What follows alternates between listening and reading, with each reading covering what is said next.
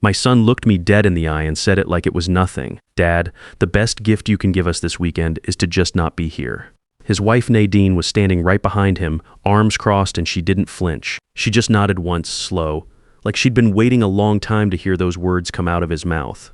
What happened next is something I never expected. Before that weekend was over, I had canceled their $18,000 wedding reception, filed paperwork to force a sale on the house I co-owned, and checked into a hotel room where I slept better than I had in 6 months. But I'm getting ahead of myself. My name is Gerald Harmon. I'm 63 years old, widower. I built a small electrical contracting business from nothing over 28 years, then sold it when Eleanor got sick. She passed 5 years ago. I say all that not to set myself up as some kind of hero, but because you need to understand what I put into this family before you can understand what it felt like to stand in that kitchen and hear my own son tell me to disappear. Here's the thing about being a provider.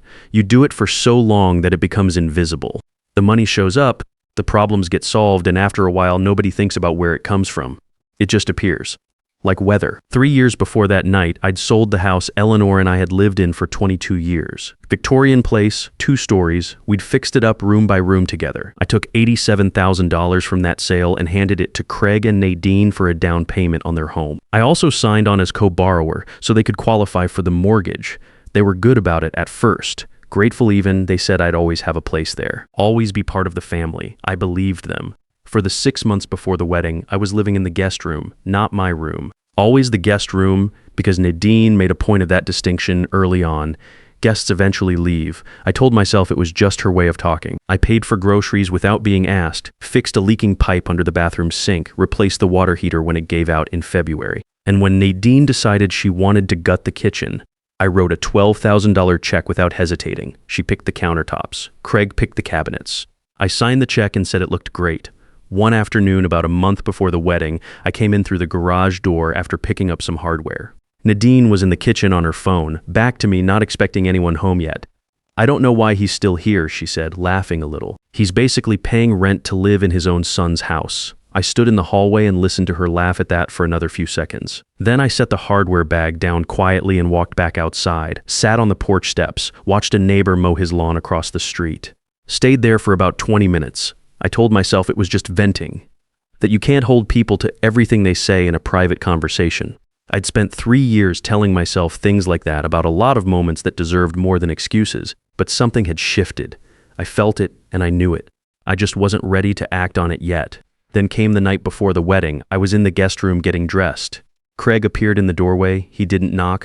He stood there with his hands in his pockets, and the look on his face was the look of a man who had rehearsed what he was about to say. "Dad," Nadine and I talked. "We think it would be better for everyone if you weren't here this weekend." I looked at him. He held eye contact, which surprised me. There was no guilt in it, just the flat certainty of someone who had already made up his mind and was past the part where he second-guessed himself. "The best gift you can give us," he said, "is to just not be here." I set down my tie, looked at my son, 38 years old, same jaw as his mother, and I said, very quietly, "You're right, I'll go." He blinked. That wasn't what he expected. I started folding clothes into my bag. Craig stood in the doorway for another moment, then left without another word. I could hear him downstairs telling Nadine it was handled. Before I zipped up the bag, I stopped at the nightstand. Eleanor's photo, the one from our trip to Lake Tahoe the summer before she got sick. She's squinting into the afternoon sun and laughing at something I'd said, and I can't remember what it was anymore, but I remember she was happy that day. I also found tucked under the edge of the frame a folded piece of paper I'd put there when I moved in. An old receipt from a hardware store in our old neighborhood, the kind of thing you keep for no reason. Her handwriting was on the back, just a grocery list. Milk, bread, coffee, the good kind. I put it in my shirt pocket. "I'm not going down without a fight," I told her. Then I picked up my bag, walked downstairs past the granite countertops I'd paid for, out through the front door, and got in my truck. I sat in my truck in the driveway for a few minutes. The lights were on inside. I could see Craig moving around in the kitchen through the window. He looked relaxed. I pulled out my phone and called Harriet Bowman. Harriet had been handling my legal affairs since Eleanor passed. Estate documents, the business sale, a property dispute with a neighbor that never went anywhere. She was thorough, and she was straight with me, which is all I ever asked for. She picked up on the third ring. "Gerald, it's Saturday evening. Everything okay?" "No," I said. "I need you to pull the file on Craig and Nadine's house purchase. All of it." A short pause. "Has something happened?" I told her everything, The 6 months in the guest room, the $87,000, the kitchen renovation, what Nadine said on the phone. What Craig said tonight, I talked for about 10 minutes without stopping, and Harriet listened without interrupting, which is one of the things I appreciated about her. When I finished, she said, "Gerald, do you remember the additional documents I had you sign when you first made that down payment?" About 2 months after the initial transfer, I thought about it, vaguely. There was a second set of papers. I sent Nadine an acknowledgement form 3 times over the following year. She never returned it. She kept saying she'd get to it. You were focused on keeping the peace and never pushed the issue. Another pause, because those forms were never signed. The original loan structure stayed in place. Legally, that $87,000 was never a gift, and because the acknowledgement was never filed, your name remained on the deed. I watched a car drive slowly past on the street. How much of the house do I own? 30%, and you're still listed as co-borrower on the mortgage. I sat with that for a moment. The house was worth somewhere around $350,000 now. 30% of that was over $100,000 in Harriet. I also signed the contract for their wedding reception. My name, my card on file. How much? $18,000. And the event is tomorrow? It is. As the contract holder, you have the right to cancel. You'll owe cancellation fees, but the decision is yours to make. I looked at the kitchen window one more time. Craig had opened a bottle of something and was pouring 2 glasses. I want to cancel the reception, I said. Tonight, Gerald, once you start this, there's no quiet way back. I know. All right, I'll pull the file first thing Monday. Call the venue tonight. I found the venue number in my email. A woman named Jessica answered, clearly not expecting a call at that hour. I told her I was canceling the reception. She pushed back, said the food had been prepared, the staff scheduled. I told her I understood and I was prepared to cover the cancellation fees, but that the contract was in my name and I was exercising my right to cancel. She put me on hold, came back 4 minutes later, and confirmed it was done. I drove to the Hampton Inn on the other side of town, checked in with 1 bag and ordered a burger and fries from room service, turned the TV on low, sat in the quiet. Here's what I noticed. I didn't feel guilty. I kept waiting for it. That familiar pull in the chest that usually followed any moment where I'd done something that might upset Craig or Nadine, it wasn't there. What I felt instead was something closer to clarity, like a window had been opened in a room that had been shut for a long time. I turned off the ringer and went to sleep. The calls started at 11 to 22 p.m. I know because I checked the phone once, saw the screen lighting up, and turned it face down. At 11 to 47, I picked up. Craig's voice was tight and fast. "Dad, what did you do?" The venue called. They said the reception is canceled. "That's right," I said. "There are 200 people coming tomorrow. I know that's going to be a problem to solve. Are you serious right now? This is insane. You're doing all this because you're upset about a room?" I kept my voice even. "I'm not upset about a room, Craig. I canceled a reception I was paying for after the person I was paying for told me to disappear from the family. Those 2 things are connected." Nadine grabbed the phone. She was crying, the loud kind. "You're destroying everything. We trusted you. How could you do this on the night before our wedding?" "You trusted me," I said. "When was the last time either of you called just to ask how I was doing? Not because you needed something, just to check." Silence. The reception cost $18,000. The photographer, the band, the dinner for 200 people. Did you think that was free? Did you think the $87,000 for the house, the $12,000 for the kitchen, the grocery runs, the car repairs, all of it, did you think that just appeared because you needed it too? Craig came back on. His voice had dropped. "What do you want, Dad? Right now, a good night's sleep," I said. "We can talk about the rest later." I hung up, turned the ringer off again. Finished my burger. The TV was showing an old Western I half recognized, and I watched it until I fell asleep in the chair. By Sunday morning, I had 41 missed calls. I ignored all of them and ordered coffee and eggs from room service. Read the paper, watch the weather forecast for a city I'd never been to. It was the most peaceful morning I'd had in months. At 9 a.m. there was a knock at the door. Craig was standing in the hallway in a wrinkled dress shirt, the one he'd probably laid out the night before for the wedding. His eyes were red. He looked like he hadn't slept. I opened the door but didn't step back. "Dad, please. We need to talk. Shouldn't you be getting ready? That's what I need to talk about." He ran a hand through his hair. Nadine's locked herself in the bathroom. Her mother is threatening to fly back to California. The whole thing is falling apart. I'm sorry to hear that. Are you? Because it doesn't seem like it. I stepped back and let him in. Sat down in the chair by the window. He stood for a moment, then sat on the edge of the bed. I let him talk first. He said it was all a misunderstanding, that Nadine was stressed, that I was blowing one bad night into something it wasn't. He said it twice, 3 times, in different ways, the way people do when they're hoping one version of it will finally land. I waited until he was done. "Craig, How much money have I given you and Nadine in the last 3 years? He shifted. I don't know. Some help here and there. I picked up my phone and turned the screen toward him. I'd been keeping records, bank transfers, check images, receipts. A running total I'd started putting together after the kitchen renovation.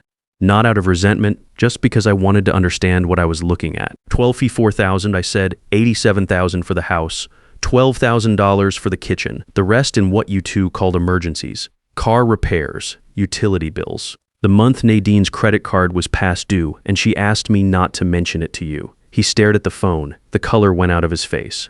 We were going to pay you back, were you? Because Nadine has been looking at new cars.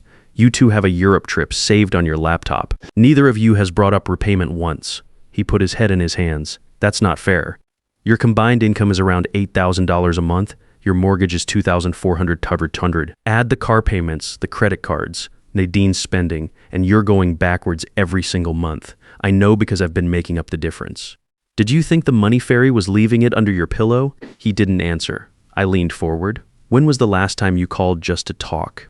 Not because something broke or you were short this month, just to see how I was doing. He opened his mouth, closed it. I'll wait. The silence stretched long enough to become its own kind of answer. Your mother never made me feel like a burden in my own home, I said. Not once in 35 years. I've been in that guest room for 6 months and I felt like a problem to be managed since the first week. He looked up. That's not how we meant it. Maybe not, but it's how it landed. I sat back. There's something else you need to know. I told him about the co-ownership, about Harriet, about the acknowledgement forms Nadine had never returned, and what that meant legally. I watched his expression move through confusion, then disbelief, then something harder. You can't own part of our house, we live there. With my $87,000 down payment. Yes, your lawyer would have explained this to you if you'd read the paperwork before signing, but you said it was help. You said you wanted to see us get started. And Harriet said she wanted to protect my investment. She sent the forms 3 times, Craig. 3 times over a full year. Nadine never returned them. I kept my voice level. I didn't plan any of this. If I'd been scheming, I would have pulled the plug before I spent $18,000 on your wedding. He was quiet for a long time. So what happens now? You have 2 options. You buy out my 30% at current market value, which is around $105,000, or we put the house on the market and split the proceeds by ownership percentage. We can't afford $105,000. Then you'll need to think seriously about the second option. He stood up, sat back down, stood up again. I need to call Nadine. Go ahead. He was at the door when I said his name. He stopped. When you talk to her, there's something I want you to understand. I'm not the same man who walked out of that house last night. That man spent 3 years trying to keep the peace at any cost. This man is done paying for his own disrespect. He left without another word. I heard the elevator open and close down the hall. I poured another cup of coffee from the room service carafe and sat by the window. Outside, a family was loading luggage into a minivan in the parking lot. Kids arguing about something. Father lifting the last bag into the back, closing the hatch, tapping the roof twice. I watched them pull out and thought about Eleanor. She would have handled this differently. She was better with people than I ever was. But she also had a line, and when you crossed it, she didn't yell. She just got very quiet and very clear. I'd always admired that about her. I think I finally understood what it felt like. Monday morning, Harriet and I walked into the police station together. Nadine had called Adult Protective Services on Sunday afternoon. The report claimed I was showing signs of cognitive decline, making irrational financial decisions, and that my family was concerned about my welfare. Detective Clifford had a file on his desk when we sat down. I put my file on his desk too. 2 years of bank statements organized by date, the co-ownership deed. The promissory note Harriet had drafted at the time of the down payment, a printed log of every transfer, every check, every online bill payment made on Craig and Nadine's behalf, $100,000 and $124,000 documented to the dollar. Harriet walked him through it in about 20 minutes. She didn't editorialize, just facts, dates, amounts. Detective Clifford looked up from the papers. Mr. Harmon, I want to ask you directly. Are you under any pressure from family members to make financial decisions you don't want to make? The pressure has been going the other direction, I said. For 3 years. He looked at the statements again, nodded slowly. I'm going to close this as unfounded. You clearly have full command of your finances and your situation. He paused. In fact, if anything, the documentation here suggests the concern might run the other way. That's what I'm saying. I told him. Outside in the parking lot, my phone buzzed with a text from a number I didn't recognize.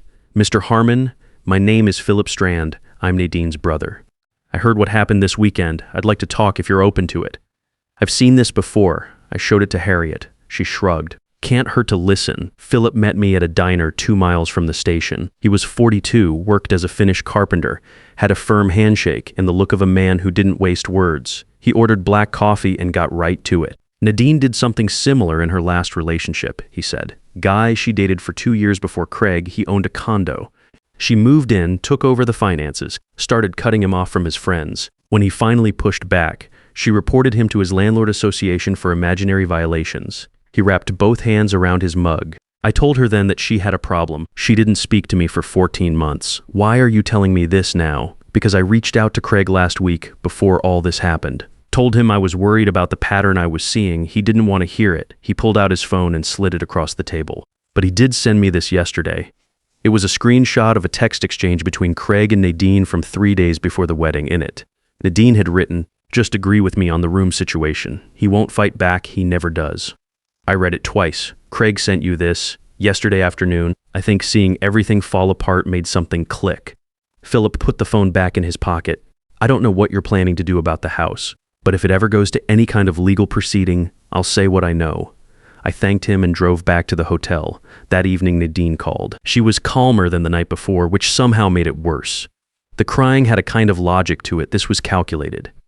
"Gerald, I want to apologize. I was completely out of line. I was stressed about the wedding and I took it out on you, and that wasn't fair. I appreciate you saying that. I want to fix this. Tell me what I can do." You can start by understanding that an apology at the moment of consequence isn't the same as actually changing. Those are different things. A pause. What does that mean? It means the apology is a start. But what comes next matters more than what you're saying right now. We'll pay you back everything, all of it. With what, Nadine? You don't work. Craig's income doesn't cover your expenses. You've been running a deficit for 3 years, and the only reason it hasn't collapsed is because I've been filling the gap. Silence. Here's what I'm offering, I said. Harriet's office, Thursday at 2, bring Craig. Bring a realistic picture of your finances, and come ready to make a decision about the house, not to negotiate your way out of one. She agreed. I hung up and sat for a while. I thought about what Philip had said. He won't fight back. He never does. She wasn't wrong up until that Saturday night. I had spent 3 years absorbing things that deserved a response. A quiet comment here, a dismissal there. Being talked around instead of talked to. Being thanked with obligation instead of genuine feeling. I had told myself it was keeping the peace. The truth was, I just didn't want to see what it would mean if I looked at it directly. There's a version of patience that's actually just avoidance. I had been living inside that version for a long time. I reached into my jacket pocket and felt the folded grocery list. Milk, bread, coffee, the good kind. Eleanor had written that on a Tuesday morning before running errands. Ordinary day. I remember she kissed me on the cheek on her way out and said she'd be back before lunch. She always came back before lunch. I put the paper back in my pocket and got ready for Thursday. Harriet's office felt like neutral ground.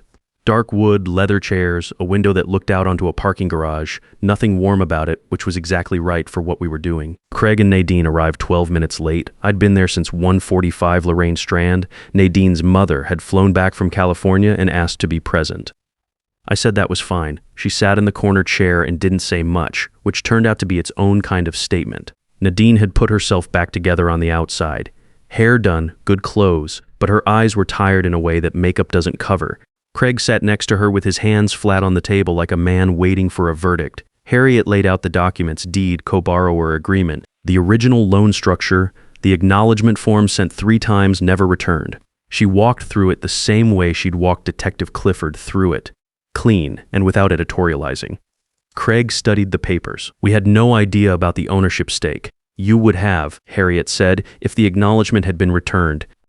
I sent it in March, again in July, again the following February. Nadine said she'd been busy with wedding planning. Harriet looked at her for a moment and didn't respond to that. I let them sit with the documents for a minute before I spoke. Here's what I'm offering. One time they both looked up. Market value of my 30% is $105,000. I'm offering a buyout at $75,000. That's $30,000 less than what I'm legally owed, because Craig is still my son and I'm not trying to take everything. But there are conditions. I laid them out one at a time. Nadine gets a job within 60 days and keeps it for at least 18 months. They sell one of the 2 cars and use the proceeds to pay down credit card debt. Monthly financial check-ins with Harriet, bank statements and credit report included. No new debt taken on during the 18-month period, and Craig writes me a letter by hand, not a text and not an email, that says what he actually wants to say. Nadine shook her head slowly. That's like being put on probation. That's called accountability, I said. There's a difference. We don't have $75,000. You have equity in the house and you have 30 days to arrange financing. A home equity loan, a personal loan, help from family. That's your problem to solve, not mine. Craig looked at his mother-in-law. Lorraine had been quiet the whole time. She looked back at him, then at her daughter. I'm not giving you the money, she said. I told Nadine the same thing this morning. She needs to stand up on her own. Nadine turned to her. Something passed between them that I didn't fully understand. The compressed history of a mother and daughter who had been through this kind of moment before. Craig turned back to me. What if we can't get the financing together? Then we list the house. You walk away with your share of the proceeds and find something that fits your actual income. The room was quiet for a moment. Then Craig said, we'll take the deal. Nadine didn't say anything. She picked up the pen Harriet slid toward her and signed where she was told to sign. I watched her do it. I didn't feel victorious. I didn't feel much of anything except tired in the way you feel at the end of a long job that needed doing. 6 months later, I was sitting on the small patio outside my apartment with a cup of coffee and the morning paper. 2-bedroom place in a senior community with a walking trail and a library that smelled the way libraries are supposed to smell. I had a tomato plant in a pot by the railing that was doing better than I expected. My phone rang. Craig, Dad, Nadine got promoted. Office manager. I set down my coffee. That's good. How is she? Tired a lot, but different. Like she's actually proud of something for the first time. A pause. I found Mom's ring when we were going through the storage boxes, the one she wore every day. I think you should have it back. I didn't say anything for a moment. Dad? Yeah, I'd like that. Nadine called me herself the following week. No setup, no preamble. I treated you badly for a long time and I'm sorry. I know that doesn't undo it. I just wanted to say it without an agenda. I told her I appreciated that. I meant it. On Tuesday evenings, I teach a free electrical basics class at the community center. 6 young guys who want to learn a trade. It's 2 hours, and it's the best part of my week. Last Saturday after book club, I walked to my car with Norman Briggs, retired history teacher, 3 years in the community before me, and we stood in the parking lot for 20 minutes laughing, because neither of us could remember the name of the book we'd just spent an hour discussing. Eleanor would have found that very funny. I think about what it cost me to get here. The money, the years, the long patience that turned out to be something closer to avoidance. And then I think about that hotel room on Saturday night, the quiet, the burger, the old Western on TV, the first real sleep I'd had in months. If you've been carrying someone who stopped trying to walk on their own, you already know what I'm talking about. At some point, holding on stops being love and starts being something else. Letting go was the hardest thing I did. It was also the most useful. If this story meant something to you, leave a comment. Tell me where you're watching from, and if someone in your life needs to hear this, share it. Sometimes the right story finds the right person at exactly the right time.